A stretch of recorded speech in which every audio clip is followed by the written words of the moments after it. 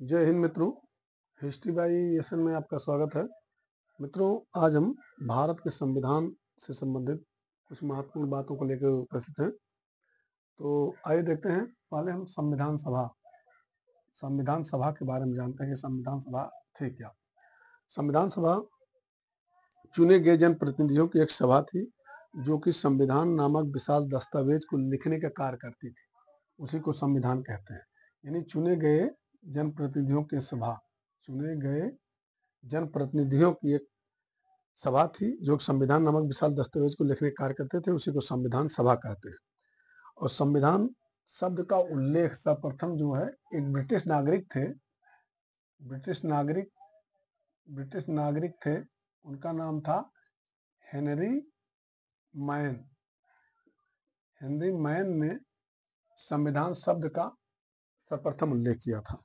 और संविधान शब्द की उत्पत्ति कैसे हुई? ये लैटिन भाषा के कॉन्स्टिट्यूटरे शब्द से हुई है। लैटिन भाषा के कॉन्स्टिट्यूटरे शब्द से हुई है। और संविधान सभा बनाने के लिए 1924 में मोतीलाल नेहरू ने सर्वप्रथम इसकी मांग 1924 में की थी कि संविधान सभा का गठन किया जाए। और अंततः संविधान सभा का गठन नवंबर 1946 में, यानी नवंबर 1946 में कैबिनेट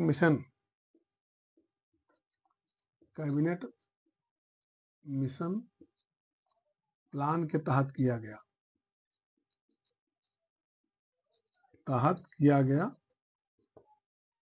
और संविधान सभा में 399 सदस्य थे। और इसमें 20 महिलाएं थी। लेकिन जब भारत का बंटवारा हो जाता है तो भारत के संविधान में जो है, भारत के संविधान सभा में 15 महिलाएं रह जाती हैं। 5 जो है चली जाती है पाकिस्तान में। और इनका चुनाव जो है 1 लाख जनसंख्या पर एक सदस्य चुनने का प्रावधान था।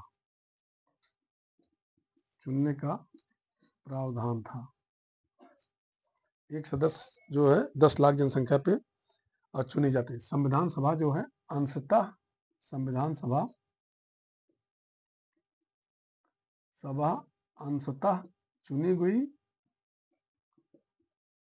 चुनी गई और अंशतः नामांकित थी।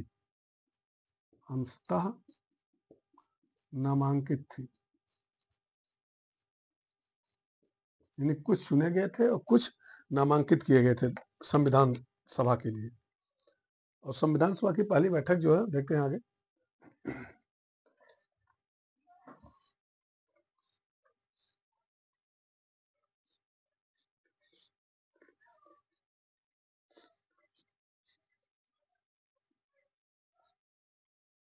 संविधान सभा की पहली बैठक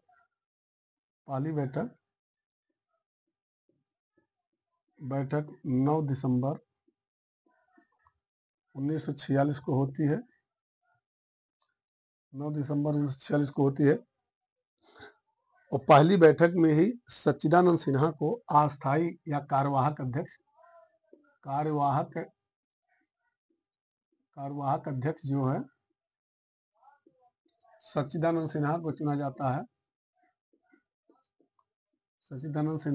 जाता है। और इसके बाद जो है 11 दिसंबर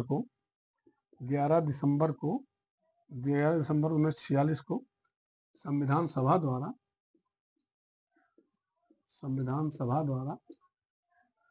डॉक्टर राजेंद्र प्रसाद को स्थायी अध्यक्ष चुना जाता है।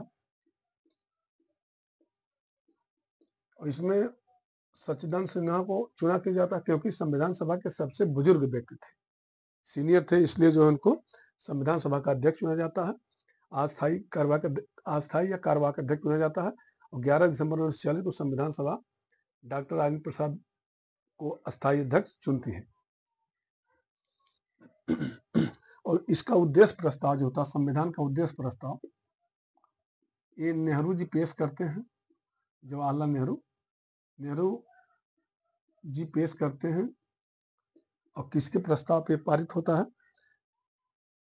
नेहरू जी उद्देश्य प्रस्ताव पेश किया, इसे 22 जनवरी 1947 को स्वीकार किया जाता है। उद्देश्य प्रस्ताव जो है 22 जनवरी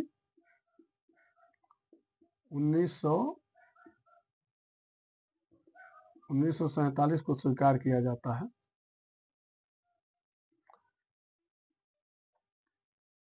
और संविधान जो है 2 वर्ष 11 माह 18 दिन में तैयार होता है। लिखकर तैयार करते हैं।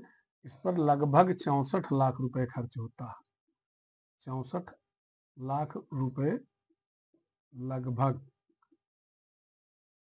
यानी 63,97,672 रुपये कितना ऐसे था, नहीं लगभग। और इसमें जो है 114 दिनों पर, जो है 114 दिनों तक विस्तृत इस पर जो बहस होती है, विस्तृत बहस होती है 114 दिनों। और संविधान को जो है 26 नवंबर 1949 को जो है अंगीकृत बनकर तैयार हो जाता है। 26 नवंबर 1949 को बनकर तैयार हो जाता है। और उसके कुछ प्रावधान जैसे नागरिकता, निर्वाचन, अंतरिम संसद, ये सब 26 नवंबर को ही लागू कर दिया जाता है। लेकिन 26 जनवरी 1950 को संविधान सभा पूरी तरह लागू किया जाता है। इसलिए लागू किया जाता है क्योंकि 26 जनवरी 1930 को पहली बार कांग्रेस ने भारत की स्वतंत्रता का दिवस मनाया था रावी नदी के तट पे। इसलिए जो है उस दिन जो है 26 जनवरी 1950 से इसको लागू किया गया। और संविधान आगे फिर देखते हैं।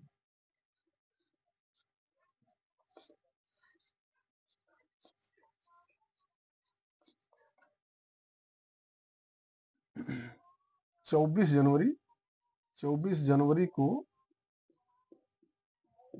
को संविधान सभा में पूछा जा सकता है कि डॉक्टर राजेंद्र प्रसाद को राष्ट्रपति पहले कैसे चुना गया। तो संविधान सभा ने डॉक्टर राजेंद्र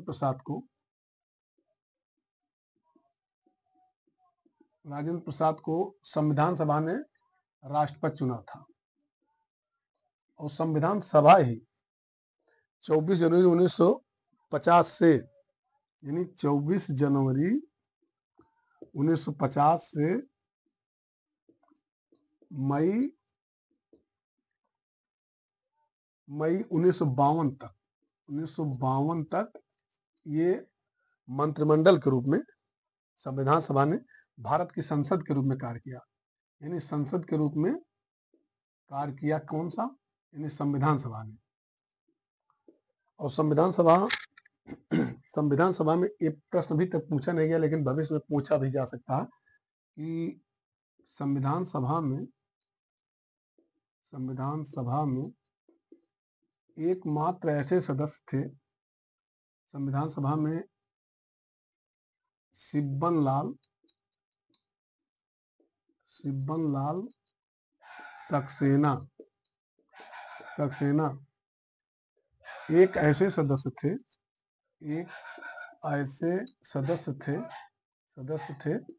जो अंग्रेजी नहीं जानते थे।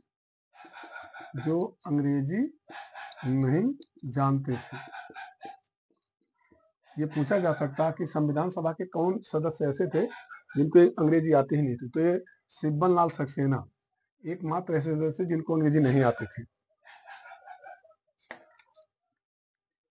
संविधान सभा को प्रवर्तन जो 26 जनवरी 1950 में किया गया, यानी लागू किया गया। और संविधान सभा का विस्तृत वाचन, द्वितीय वाचन जो होता है, ये चलता है 15 नवंबर 1948 से 17 अक्टूबर 1949 तक। द्वितीय वाचन होता है, बड़ा महत्वपूर्ण होता है। द्वितीय वाचन में संविधान के हर एक शब्द पे बहुत विस्तृत बात होती है। तब जाके उसको पारित किया जाता है। और संविधान सभा के कुल 12 अधिवेशन हुए थे। संविधान सभा के कुल 12 अधिवेशन हुए थे। 12 अधिवेशन हुए थे। ये भी पूछा जा सकता है कभी भी परीक्षा में कि संविधान सभा के कितने अधिवेशन हुए थे कुल। तो संविधान सभा का ये मोस्ट क्वेश्चन है और ये भी मोस्ट है। संविधान सभा के कुल 12 अधिवेशन हुए थे। और संविधान सभा में और संविधान से संबंधित कुछ महत्वपूर्ण बातों को देखते हैं।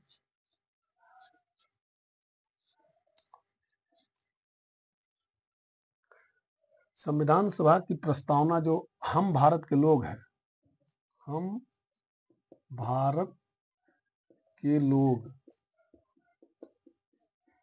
हम भारत के लोग, यह वाक्यांश जो है ये अमेरिका के संविधान से लिया गया। अमेरिका के संविधान से लिया गया है। बाकी जो है और जो है ऑस्ट्रेलिया के संविधान से। ये कभी भी पूछा जा सकता है कि भारत के संविधान की प्रस्तावना को किन किन देशों से लिया गया है। तो नंबर 1 अमेरिका से और नंबर 2 ऑस्ट्रेलिया से। यानी हम भारत के लोग, ये वाक्यांश जो है ये अमेरिका के संविधान से लिया गया है और बाकी जो है वो ऑस्ट्रेलिया के संविधान से लिया गया। डॉक्टर अंबेडकर को आधुनिक मनु कहा जाता है इसलिए क्योंकि जिस प्रकार से इन डॉक्टर अंबेडकर को आधुनिक मनु कहा जाता है। मनु कहा जाता है, क्यों कहा जाता है? क्योंकि जिस प्रकार से मनु संविधान लिखा था, मनुस्मृति लिखी थी, उसी प्रकार से इन्होंने भारत संविधान लिखा जो कि सभी के ऊपर समान रूप से लागू होता था। आगे देखते हैं। फिर राजगोपालाचारी ने 15 नवंबर 1949 को वयस्क मताधिकार के आधार पर संविधान सभा की मांग की थी। यानी ये सी राजगोपालाचारी जो थे, सी राजगोपालाचारी ये वयस्क मताधिकार के आधार पर वयस्क मताधिकार के आधार पे जो है संविधान सभा के गठन का मांग करते हैं। लेकिन अंग्रेजों ने 1940 में संविधान सभा की मांग मानी। और संविधान सभा की कुल कितनी समितियां थी? संविधान सभा में कुल समितियां कितनी थी? कुल समितियां 22 समितियां थी। पूछा भी जा सकता है संविधान सभा में कितनी समितियां थी? कुल 22 समितियां थी। धन्यवाद मित्रों। आगे देखते हैं। अक्टूबर 1947 में संविधान का प्रथम ड्राफ्ट संवैधानिक सलाहकार नियुक्त थे बी.एन. राव। ये अक्टूबर 1947 में संविधान का प्रथम ड्राफ्ट तैयार किए थे। बी.एन. राव जो है ये तैयार किए थे प्रथम ड्राफ्ट।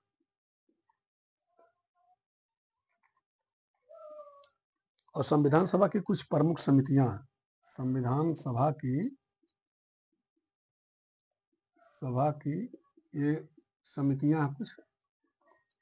तो इसमें देखते हैं कौन कौन सी समितियां हैं और उसके अध्यक्ष कौन से हैं, ये पूछा गया है।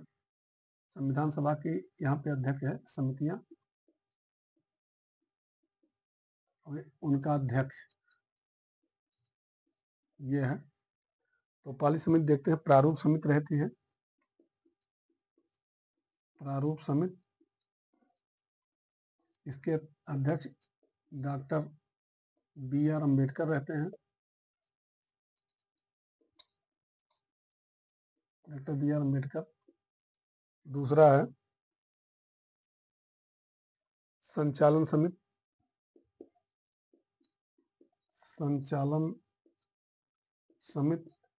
इसके अध्यक्ष होते हैं डॉक्टर राजेंद्र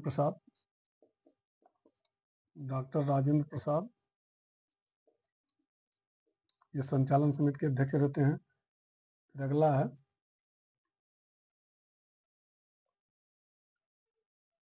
कार्य संचालन समिति, ये कार्य संचालन समिति है। कार्य संचालन समिति के अध्यक्ष कौन होते हैं? इसमें कार्य संचालन समिति डॉक्टर के एम मुंशी होते हैं। के एम मुंशी, कन्हैयालाल मणिकलाल मुंशी इनका नाम था। डॉक्टर के एम मुंशी। अगली समिति है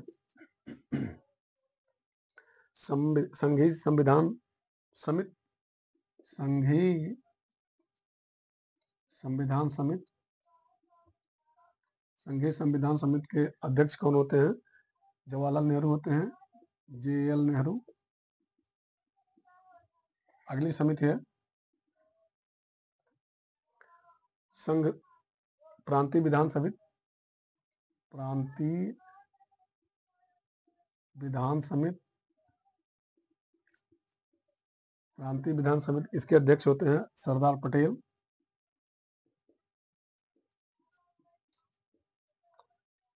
अगली समिति है संघ शक्ति समिति। संघ शक्ति समिति देखते हैं अगली। इसके अध्यक्ष कौन होते हैं? इसमें नेहरू जी होते हैं, JL नेहरू। अगली है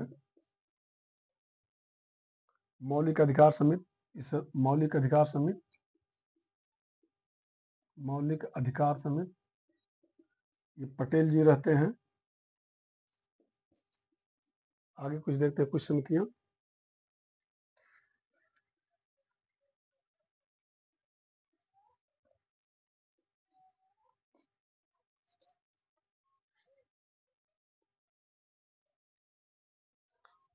इसमें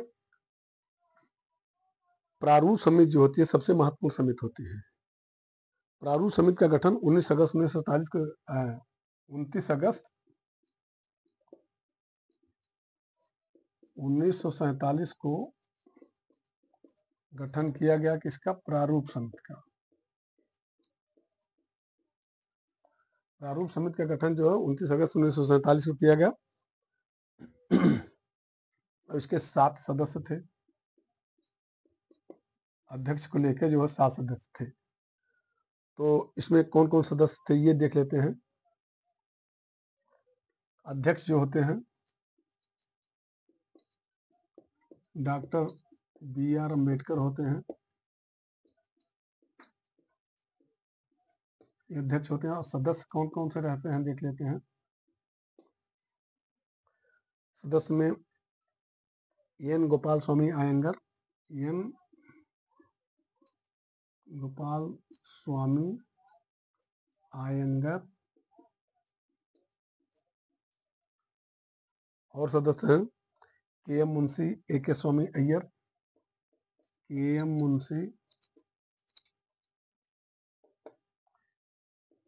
AK स्वामी अय्यर। आगे देखते हैं कौन कौन से हैं। मोहम्मद सादुल्ला, मोहम्मद सादुल्ला,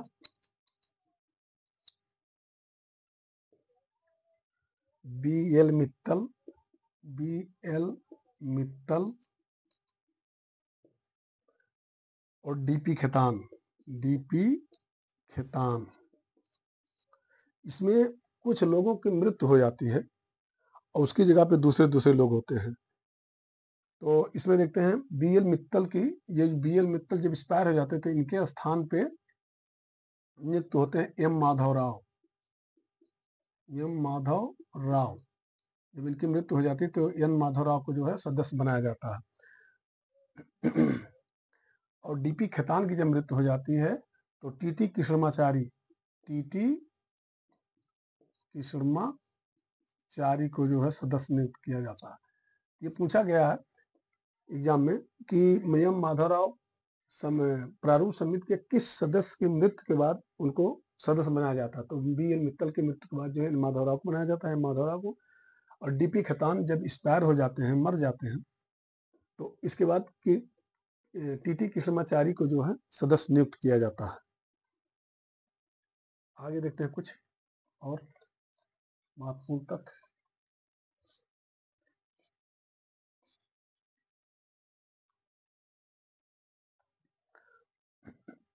संविधान सभा का सुलेखक, संविधान का सुलेखक, सुलेखक यानी लिखा किसने था? डॉक्टर अम्बेडकर साहब तो बनाए थे, लेकिन इसको लिखा किसने था? तो ये परीक्षा में कई बार पूछा गया है। तो इसको लिखे थे प्रेम बिहारी नारायण रायजादा,